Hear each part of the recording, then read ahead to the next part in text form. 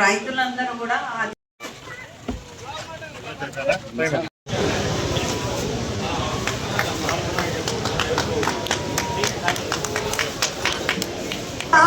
విశ్వవిద్యాలయం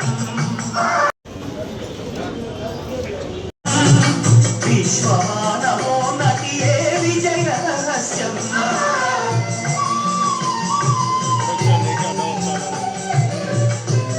ఎలా నిర్వహిస్తున్నాము. ఈ ఇయర్ మనకి నిలవడానికి అవకాశం ఉంటుంది. అదే సీడ్ని పెల్లటైజేషన్ అంటే ఈ వేయడం వల్ల ఎండబెట్టి లైట్గా ఎండబెట్టి వేయడం వల్ల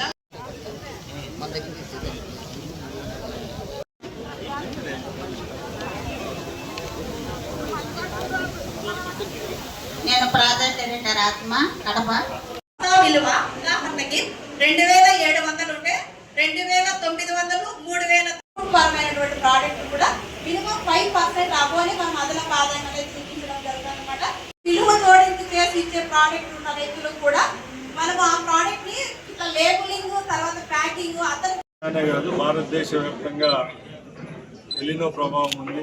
ముఖ్యంగా చాలా మంది శాస్త్రవేత్తలు అలాగే మేధావులంతా చెప్పిన ప్రకారం గత 4 నెలలుగా ప్రభుత్వం దీని గురించి ఎంతో శోధించి రైతులకు ఏ విధంగా మేలు జరుగుతుందో ఆ విధంగా చర్యలు తీసుకుంటా ఉంది. దానిలో భాగంగానే ఈ సూపర్ ఎల్నినో తట్టుకునే విధంగా శాస్త్రవేత్తలు అలాగే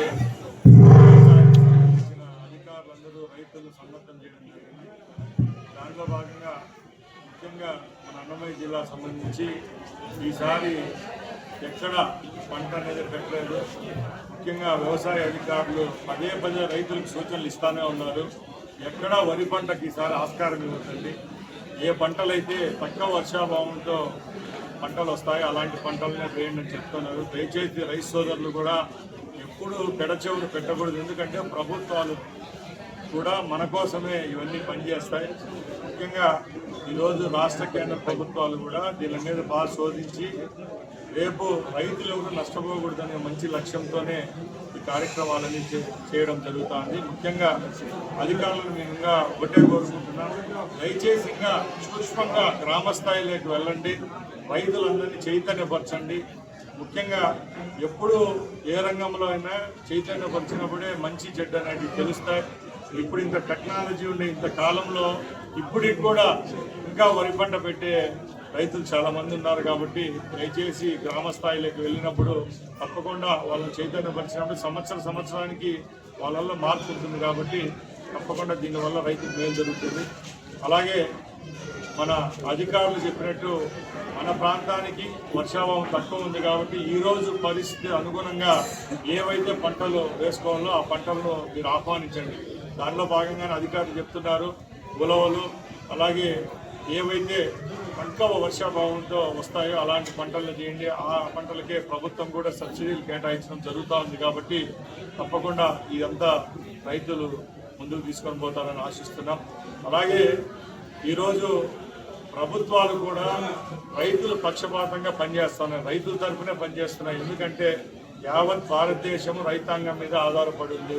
రైతే రాజు, రైతు బాగున్నప్పుడే యావత్ ప్రపంచం బాగుంటుంది. ముఖ్యంగా గత 20-30 సంవత్సరాల ముందుకు ఈరోజు పోలిస్తే వ్యవసాయ రంగంలో ఎన్నో పెనుమార్పులు వచ్చాయి. ఈరోజు సాంకేతికత అనేది అందిపుచ్చుకోవడం జరుగుతూ ఉంది. వ్యవసాయ రంగంలో ఈరోజు ఉన్న అధికారులు కానీ ఏ రంగానికి లేరు.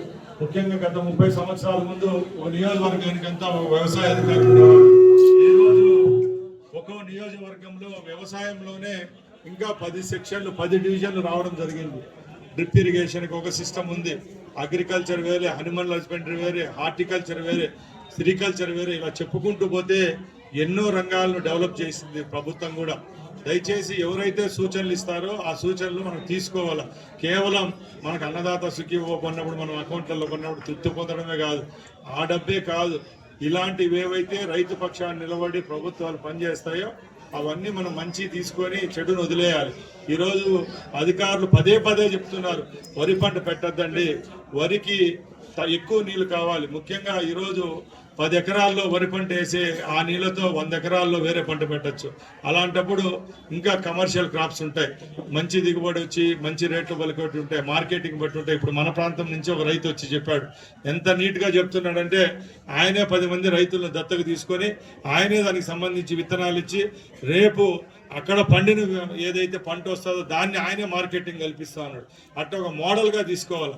ముఖ్యంగా నిన్న గాలివీడులో జరిగిన మీటింగ్లో కూడా నేను ఒకటే చెప్పా, ఎప్పుడైతే టెక్నాలజీ పెరిగేటప్పటికి మంచి ఉంటుంది, చెడ్డ ఉంటుంది. ఈరోజు మనకు ప్రపంచంలోనే అత్యధిక యూరియా డిఏపీలు వాడే దేశంలో మన దేశం కూడా ఒకటి చేరిపోయింది. ముఖ్యంగా ఈరోజు ఎక్కడ పరిశోధనలు చేసినా మన పంటలు పెట్టిన భూముల్లో చూస్తే ఎక్కడ చూసినా ఎసిడిక్ నేచర్, ఎక్కడ చూసినా మనకు మన భారతదేశంలో షుగర్ మనుషుల్లో మనం ఇక్కడ పండించిన పంటలు తిని మనకు షుగర్ ఎక్కువైపు మన డయాబెటిక్ రావడం జరుగుతూ ఉంది, హార్ట్ ప్రాబ్లమ్స్ వస్తున్నాయి, తక్కువ వయసులోనే ఏజింగ్ వస్తుంది. ఇప్పుడు జపాన్ దేశంలో 80 సంవత్సరాలు 90 సంవత్సరాల సగటు మనిషి బతికితే మన భారతదేశంలో 56 సంవత్సరాలకే వృద్ధాప్యాయం వస్తూ ఉంది. ఎందుకు? మనం తినే తిండి, మనం పట్టించిన తిండే మనం తింటున్నాం. మనం ఎక్కడి నుంచో బయట దేశాల నుంచి రావడం లేదు. చైనా నుంచి కొన్ని ప్రోడక్ట్లు వస్తూ ఉన్నాయి, అవి పంటలు రావడం లేదు, మనకు తినే పదార్థాలు రావడం లేదు, టెక్నాలజీకి సంబంధించినవి వస్తున్నాయి, అమెరికా నుంచి వస్తున్నాయి. బట్ మనం పండించేటి తింటా ఉండేది మన దేశంలోనే పండిస్తాను, మనమే తింటాను. మనం ఇక్కడ విషయాన్ని పండించి విషయాన్ని తినడం వల్ల రేపు రాబోయే 20-30 సంవత్సరాల్లో దీనివల్ల ఇంకా ఎక్కువ పెను ప్రభావం ఉంటుంది. కాబట్టి దయచేసి రైతు సోదరులందరినీ నేను ఒకటే కోరుకుంటున్నా, ఎవరైతే సన్నకారు రైతులు మన కళ్ళు ఉన్నామో, 4 ఎకరాలు 5 ఎకరాలు ఉండే రైతులు ఉన్నామో, యజ్ఞంలాగా ఒకటి చేయాలి. ఈరోజు ప్రభుత్వం కూడా మంచి అధికారులు విజయ్ కుమార్ అని మంచి సిఎస్గా చేశారు, ముందు నాకు బాగా పరిచయం ఆయన. ఇప్పుడు ఆయన ప్రకృతి వ్యవసాయం దానికి ఒక హెడ్గా పెట్టుకున్నారు. ఆయనతో ఈరోజు చాలా సంతోషంగా ఉంది. రాష్ట్ర వ్యాప్తంగా అన్ని నియోజకవర్గాల్లో అన్ని జోన్లలో ఈరోజు కిసాన్ మేళా కార్యక్రమాన్ని నిర్వహించుకుంటాం. నిన్న లక్కిరెడ్డిపల్లి అలాగే గాలివీడు రామాపురం సంబంధించి గాలివీడుల కార్యక్రమం దిగ్విజయంగా పూర్తి చేశాము. ఈరోజు రాయచోటి మార్కెట్ యార్డ్ కార్యక్రమాన్ని జరుపుకుంటున్నాం. ఇక్కడికి రైతులు, మహిళలు అలాగే రైతు సోదరులు కూడా రావడం చాలా సంతోషాన్ని ఇచ్చింది.